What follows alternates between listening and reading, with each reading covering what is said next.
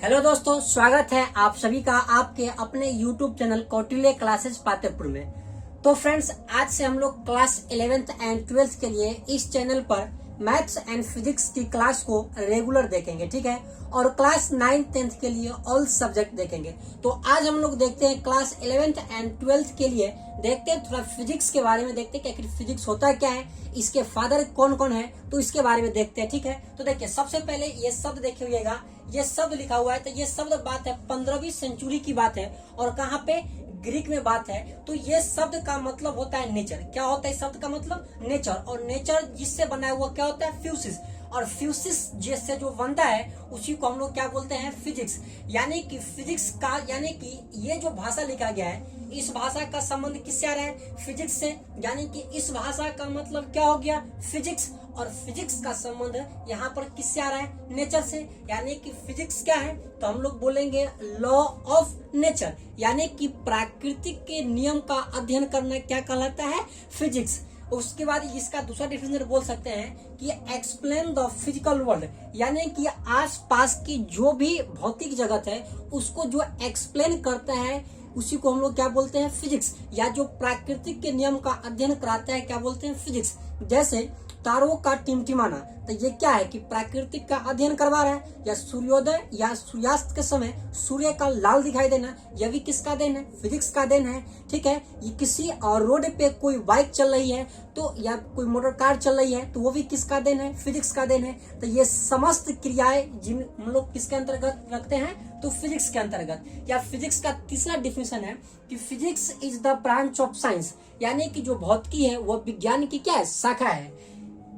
Science in which we study about nature and natural phenomena, यानी कि भौतिकी विज्ञान की शाखा है जिसके अंतर्गत प्राकृतिक एवं प्राकृतिक स्वरूप, ये प्राकृतिक एंड ये नेचुरल फिनोमिना का होगा। तो प्राकृतिक स्वरूप के बारे में क्या करते हैं? अध्ययन करते हैं। तो वो क्या कहलाता है? फिजिक्स, ठीक है।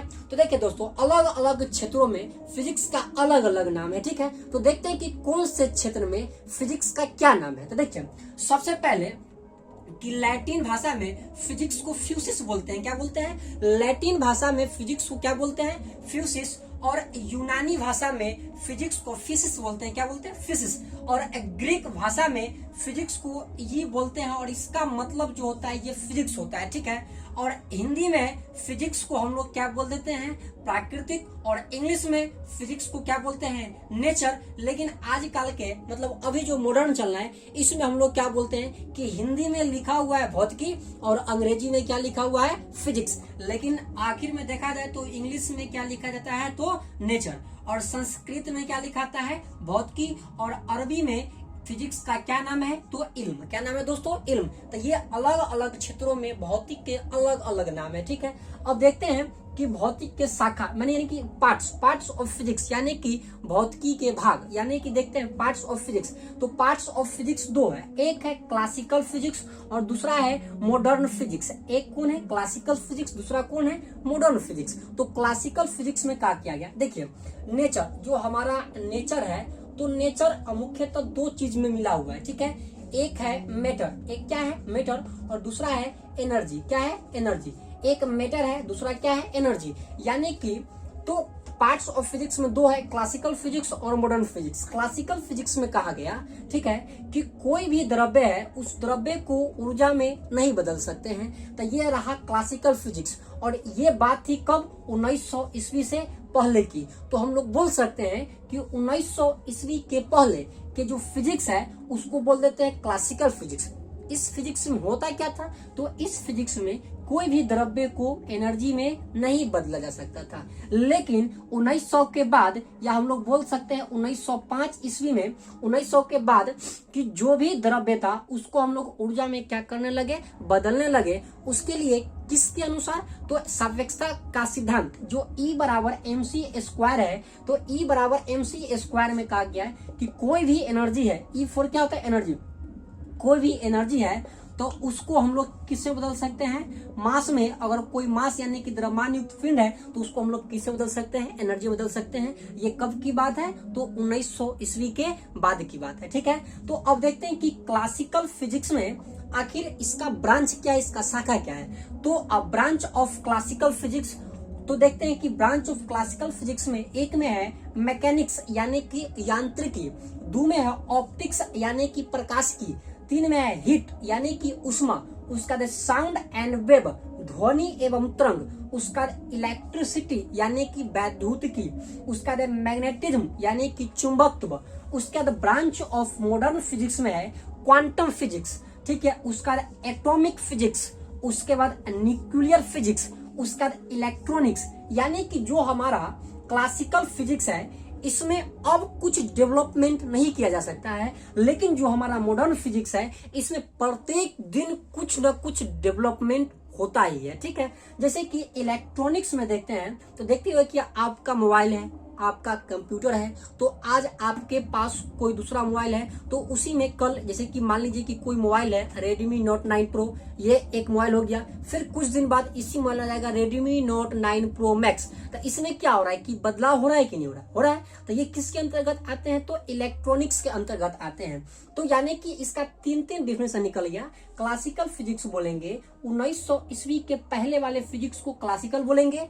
दूसरा डिफिनेशन बोलेंगे कि क्लासिकल फिजिक्स में कोई भी द्रव्य को ऊर्जा में नहीं बदला जा सकता है। और तीसरा बोलेंगे कि क्लासिकल फिजिक्स में अब कोई डेवलपमेंट नहीं किया जा सकता। मॉडर्न फिजिक्स में बोलेंगे कि मॉडर्न फिजिक्स बोलेंगे 1900 ईस्वी के बाद वाले फिजिक्स को बोलेंगे मॉडर्न फिजिक्स। मॉडर्न फिजिक्स में बोलेंगे कि कोई भी द्रव्य है उसको ऊर्जा में बदल सकते हैं, किसके अनुसार, किस समय के अनुसार, तो E बराबर mc² के अनुसार, जहां पर C जो है, C है प्रकाश की चाल, और प्रकाश की चाल कितना होती है, 3 × 10⁸ मीटर पर सेकेंड, ठीक है।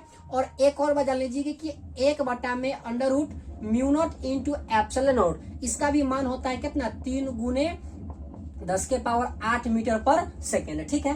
तो ये सब का ब्रांच था। अब देख लेते हैं कि फिजिक्स का फादर, ठीक है।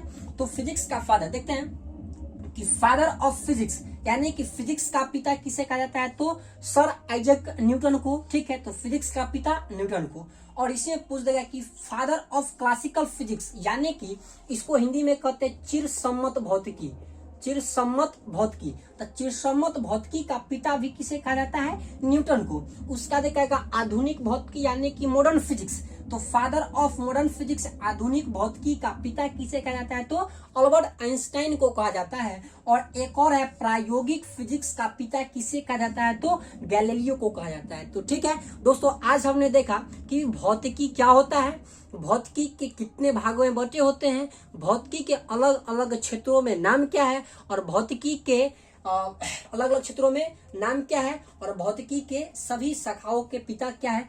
अगर आप चाहते हैं कि इस तरीके का वीडियो अगर आपको मिलता रहे तो हमारे चैनल को सब्सक्राइब करें, लाइक करें एंड शेयर करें, ठीक है।